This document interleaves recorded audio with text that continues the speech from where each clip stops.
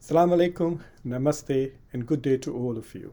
I'm Muqtada Khan. I'm a professor at the University of Delaware in the United States, and I want to wish all Indians, whether they live in India or abroad, a happy Independence Day.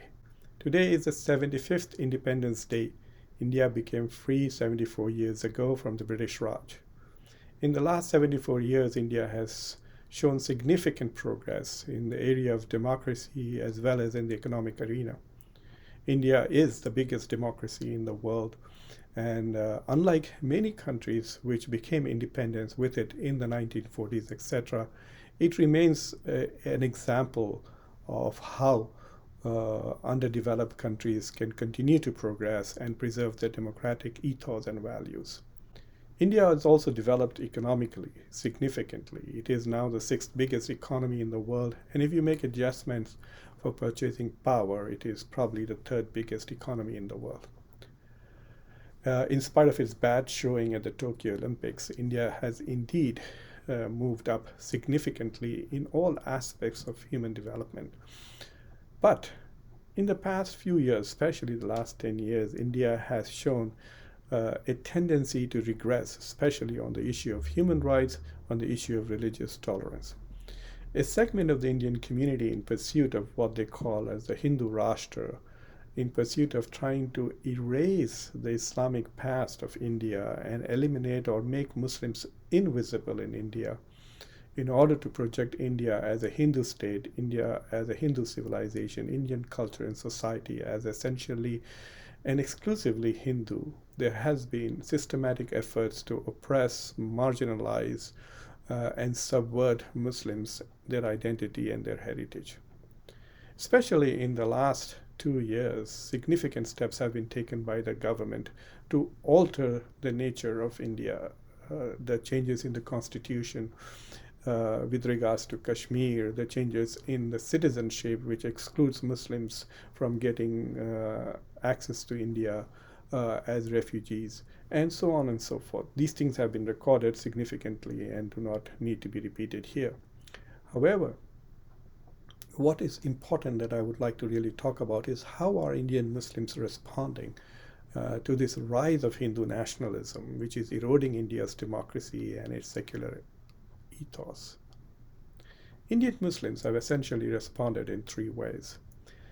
Those who are poor and those who are insecure are succumbing and assimilating to the Hindu Rashtra. They are even changing their names. They are hiding their religious identity in order to get jobs. Street vendors, in order to sell vegetables and fruits in Hindu neighborhoods, are trying to hide the fact that they are Muslims. So a segment of the Indian Muslim society, you can see in their language, you can see in the way they carry themselves, it is very clear that they have realized that it's futile to resist this rise of Hindutva. And so they are forced to embrace a lifestyle which makes Islam invisible and Muslims politically marginalized. So there is a segment that is clearly assimilating in India. Ghazala Wahab, in her wonderful book, Born Muslim, essentially documents some of the stories of those who are assimilating into the Hindu Rashtra. The second strategy that Muslims have adopted is to protest, to rebel. The protests at Shanbagh against CAA and the national protest all over the country that ensued until COVID hit suggest to you that there are Muslims who are willing to fight for their rights. They're willing to go out in the streets and protest. And it is this particular protest culture that is emerging is both interesting, fascinating, and worrying. If after COVID, the government in Delhi decides to continue to push the Hindutva agenda, to push the Hindu Rashtra agenda, and tries to marginalize Muslims, oppress them further, try to erase the history of Islam from India, then it is quite possible that we are going to see widespread protests across the country as Indian Muslims struggle to preserve their rights, try to defend their right to earn a living, to live with dignity in India. So it's quite possible that we are going to see protests all over the nation, like we saw after the CAA was passed. And I think that this situation, which I describe as the Indian Intifada, a possibility of which I discussed in an article in the American Kahani, you can see the link to that article in the video description below. While you're reading that, also make sure that you like this video and subscribe to the channel.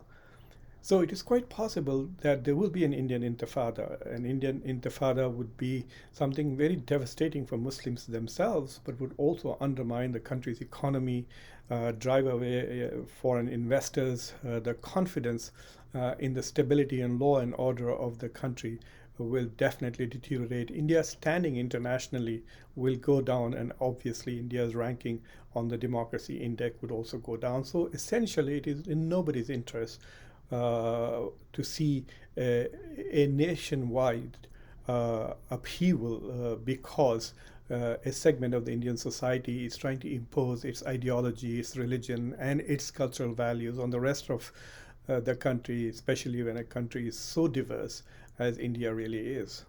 The third strategy which the Indian Muslim community has adopted or pursued is what I call the third wave.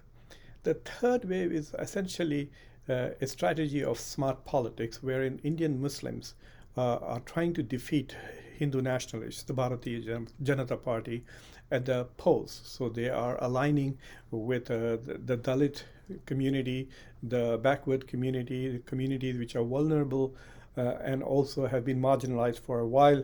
They're also partnering and building alliances with upper caste intellectual Hindus, progressive Hindus, who are interested in preserving the democratic and secular character of India. So this strategy of building partners and then trying to defeat Hindutva forces at the electoral polls is something that Indian Muslims have adopted and have been successful in places like West Bengal and Kerala and Telangana. You can see that the BJP has faced defeat. But I'm not sure whether this third wave, which is electorally sound politics, is going to be sufficient to roll back the momentum that Hindutva nationalism has gained in India.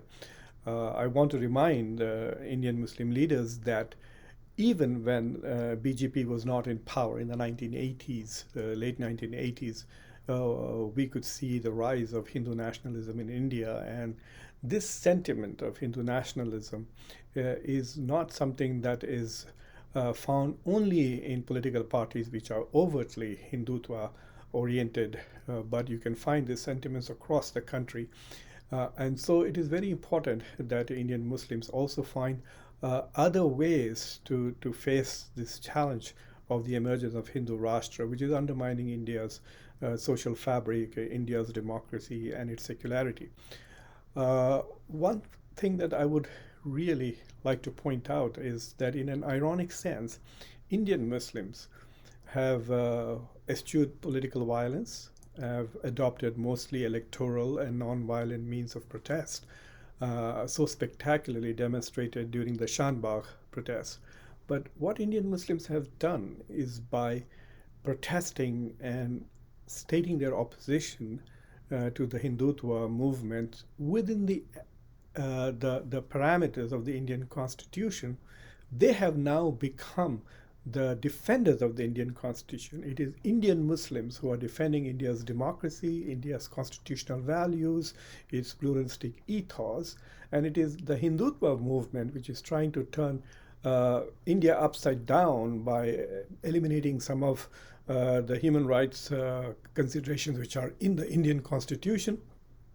And they are also trying to change those elements of the Indian Constitution, Indian culture, and Indian politics, which allows minorities to be treated as equals.